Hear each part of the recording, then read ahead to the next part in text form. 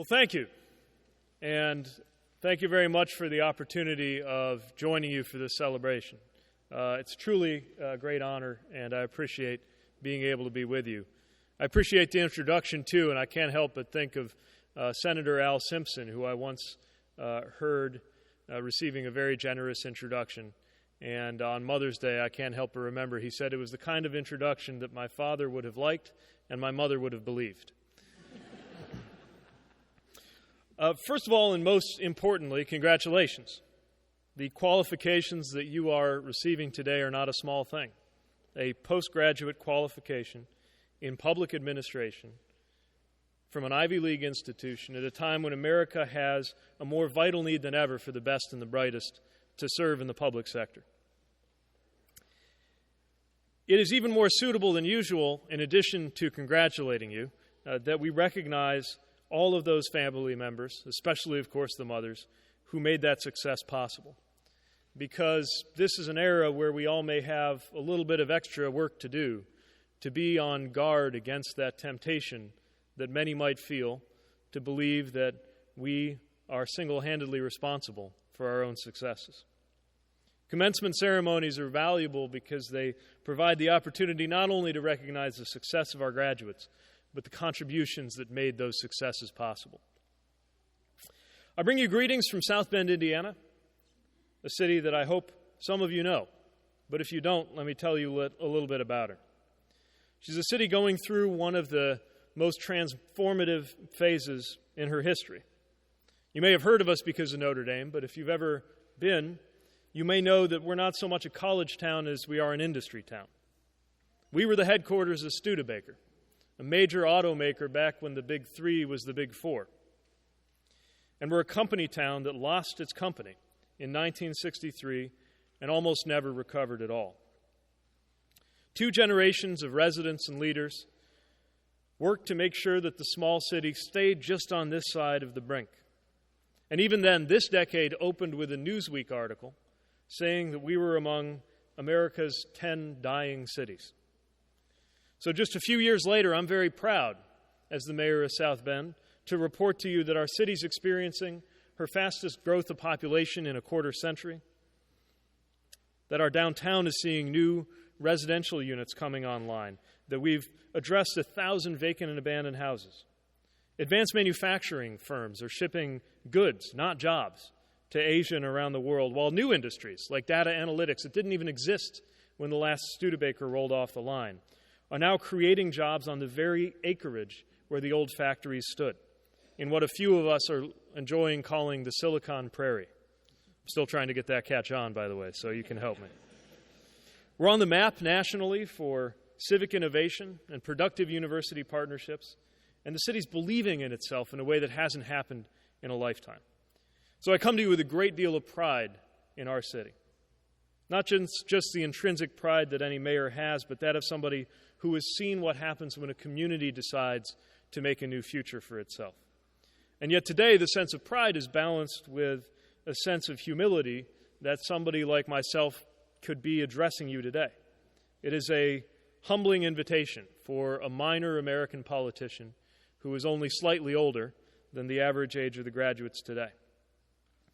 5 years and change as a mayor and 1 military deployment give me a respectable seasoning as a public servant, but hardly places me in the category of people who could presume to stand in front of you and give you a great deal of sage advice.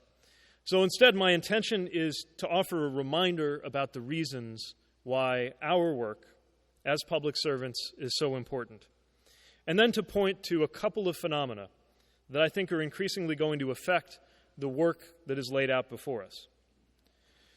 I'd like to begin by bringing up 2 subjects which I consider to be very closely related, and both of which are subjects that should be familiar to students of public administration.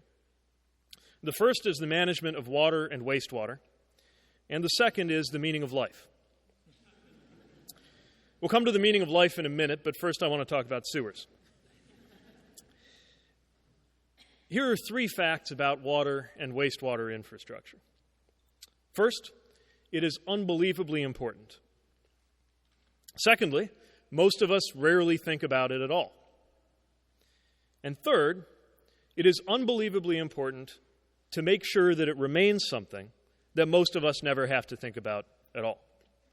And for that reason, I think it's an excellent symbol of the broader character of public service itself.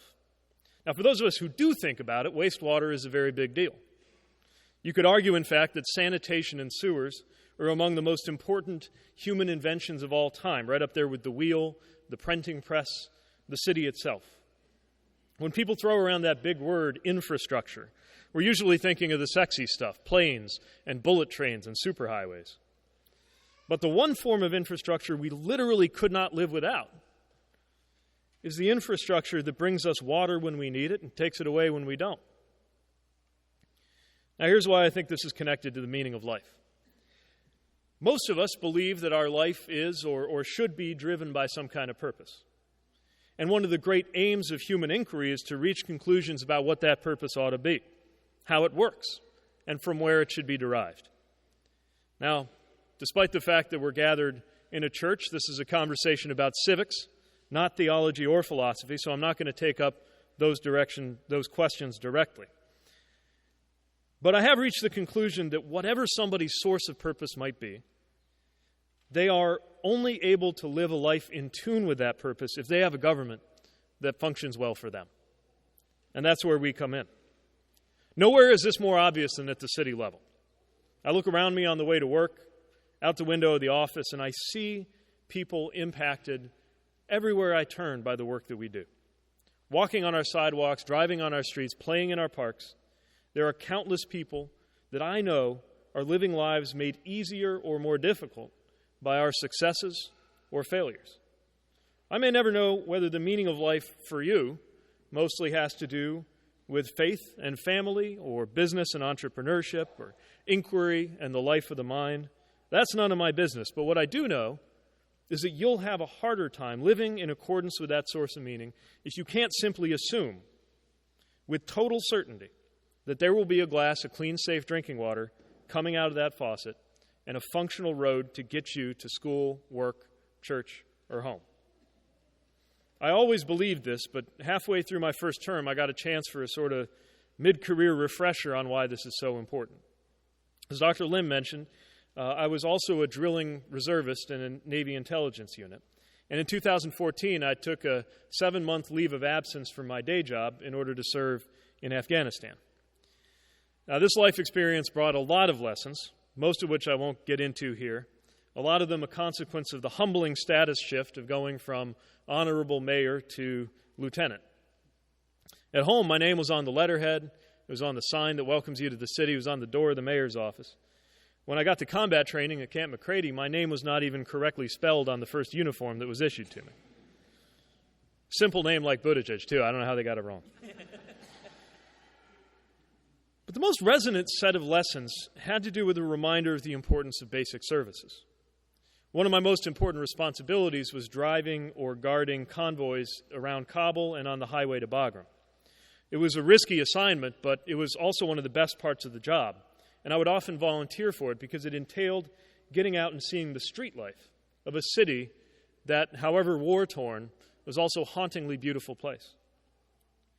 Inevitably, I saw the streets not just through the lens of military training, which coached me to focus on route intelligence and spotting IEDs, but also my experience as a mayor. And what I saw was life in a city that couldn't always deliver on the basics. There was no reliable trash pickup, so garbage piled up on the side of the road with children or sheep picking their way through it. On one highway, there was a pothole that was literally so big that it occupied the entire run of the road. You had to stop and maneuver around it. And one very enterprising man started an ice cream stand next to it to take advantage of the fact that you had to stop. And in the absence of proper animal control, I occasionally had to swerve to avoid a pack of wild dogs at a busy intersection in the capital. Now, here in Philadelphia, chances are you have given very little thought to trash pickup or animal control, unless it was in the scope of your studies. If you did, it was probably only because there was a problem. But imagine if you did, in fact, have to think about it and worry about it on a daily basis. If it were not obvious who you would call in a medical emergency, or if you couldn't be certain that water sent down a drain or down a toilet would go away. That would consume so much of your energy and your mental capacity that as you dealt with that, there would be something else you wouldn't be able to deal with. A relationship, a job, your studies. So, the next time you pass a wastewater treatment facility, I'm tempted to encourage you to remember that your ability to live up to the meaning of life, as you see it, depends on what goes on in there. But the better thing to happen is to just go on thinking about whatever matters to you most in life. Because the real usefulness of these services lies precisely in the fact that you don't have to think about it. It's one of the many reasons why cities matter, but it's also the character of public service more generally. Whether you are organizing the delivery of fresh water, finding some efficiency in the Medicaid system to save taxpayer money, or serving as a foreign service officer in a risky area, quietly contributing to the canopy of national security that most of us take for granted most of the time. The work matters because it simplifies and enables the lives of ordinary people just trying to get through their day. So to me, that is the why and the what of public administration. Now, I want to say just a few things about the when, because you aren't just gaining these qualifications today, you're doing so at a fascinating and complex and, for lack of a better word, tender moment in the life of our country. And a number of phenomena are happening that are going to profoundly change the work that you do and the work of our generation. And I want to draw your attention to just a couple of them. First, and maybe a little predictably for a speech given by a mayor, is the rise of the local.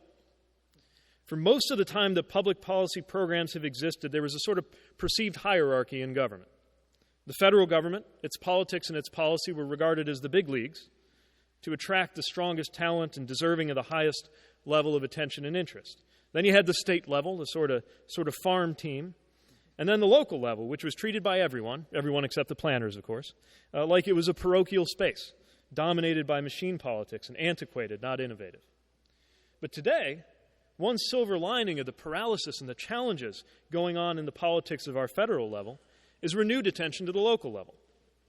Books like Ed Glazer's Triumph of the City or Benjamin Barber's If Mayors Ruled the World lay out how issues are increasingly being tackled close to home, comparatively free from the ideological and interest group dominance of the other levels. Even the most global issue imaginable, climate change, is being taken up by the C40, which is a group of just 90 cities that figured out that among themselves they represent a quarter of the world's population and have decided to act together without even waiting for their national governments to catch up.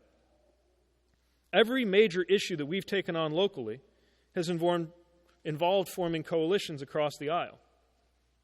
There is little risk at the local level of being diverted by alternative facts, because either a hole in the road gets filled or it doesn't. And so there's never been more truth to Mayor LaGuardia's famous saying that there's no Democratic or Republican way to pick up trash.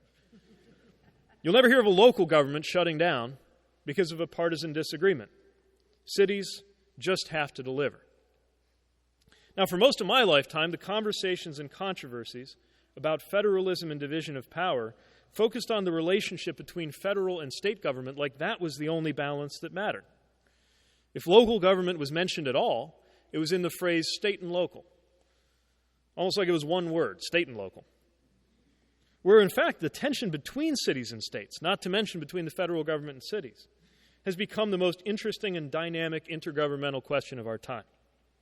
And much will depend on whether cities are allowed to keep innovating at a time when they're solving the problems that have escaped consensus at the state and federal levels. Now, you may be thinking, me being a mayor and all, that this is a self-serving observation. Well, mayor wouldn't be pleased, for example, by the thinking of an author who suggested that mayors rule the world. But my purpose in bringing this up is not to suggest, as I speak to an audience that is going to work at various levels of government, that only those among you who are coming to work in cities have it right, while those working in state capitals or Washington are making a terrible mistake. On the contrary, precisely because of the power of the local, I would argue it's imperative that we have great public servants in the state and federal level who can be effective counterparts and decision makers. Truly unlocking the power of local problem solving means having counterparts in state and federal government who can negotiate these questions in new and intelligent ways. The structural problems of state and federal government will not fix themselves. And if we at the local level encourage good people like you to avoid the highest levels of government and leave it to creatures of the proverbial swamp, then we shouldn't be surprised when those creatures devour us. The other phenomenon I wanted to mention that I believe we're experiencing today is the decline of stability in the categories and institutions that used to help define people and predict our behavior. As one example, take the political parties and foreign policy. In the 1990s, the Republican Party was predictably less in favor of national involvement in humanitarian military action than the Democratic Party. By 2003, the reverse had become true. And today, it is impossible to say which political party is really more in favor of something like free trade or military intervention. Meanwhile, the millennial generation is less likely to identify with either party at all. And this is not just an American phenomenon. In France, as we speak, the presidency is being assumed by a one-year-old political party that has never even elected one legislator to their National Assembly. This scrambling of categories brings great potential and great peril. The potential is we're less likely to be trapped by the ideological or partisan fights that we inherit. At this moment, when each party is wrestling with internal contradictions, we can free ourselves from orthodoxies and dogmas that no longer describe the world that we live in. It's an exciting prospect for anybody working in cities, because this trend could interact fruitfully with that kind of city-based federalism I've been describing. And I also think it's a very freeing prospect for many of us on a personal level. As a millennial, red state, first-generation American who likes to collect old rifles, and as a church-going, intellectual, gay war veteran, I never liked the idea that you could derive my political values from looking into what categories I belong to anyway. But there's a problem here, too, because we depend on those categories and affiliations to help understand the world and where we fit in it. And it can even be a valuable shortcut for identifying groups and projects where we might find solidarity with others. If every person is a political category of her own, how do we know what banners to rally under and what communities to look to? If everyone's an army of one, with nothing bigger to ascribe to because everything about us is customized, then the larger patterns that we're part of are harder to see. And as we become more fluid and complex in our associations, we become less understandable to each other. So it's going to fall to our generation of public servants to navigate changes in our ideological and partisan landscape that are as profound as anything we've seen in the post-war era, unlocking the liberating potential of this transitional moment without losing our grip on the things that bring us together, and without abandoning the different ways that diverse people can be organized in unison toward a common cause. Decades' worth of assumptions are no good anymore, and we're going to have to work harder than ever to understand how people can be drawn together. But in exchange for that harder work, we have a shot at a kind of generational originality that might not have been available just a few years ago. These are just a couple of the phenomena swirling around us as we undertake public administration and public service. These patterns and so many other things happening in our time present tremendous opportunity and tremendous challenge. They call for big imagination, bold vision, and very hard work. Nothing about it could be described as small, but you don't go to an advanced degree program at an institution like the University of Pennsylvania in order to work on small things. We are drawn to this kind of work, to borrow President Kennedy's way of putting it, not because it is easy, but because it is hard. And I hope you remember this when you are doubtful of whether your work is appreciated. When you notice your friends who went to law school or business school living a little more comfortably than you do. Or when you're facing down a particularly tough customer in a public meeting reminiscent of the TV show Parks and Recreation. It'll happen. But to be involved in public administration is to know that others are trusting you with their money and with their lives. And that knowledge is propulsion. It has propelled you to the achievement that we are celebrating today. So let it continue to propel you. And you will continue to be among the lucky few who can find in your daily work a source not just of stimulation or of compensation, but of satisfaction. Thank you, and again, Congratulations.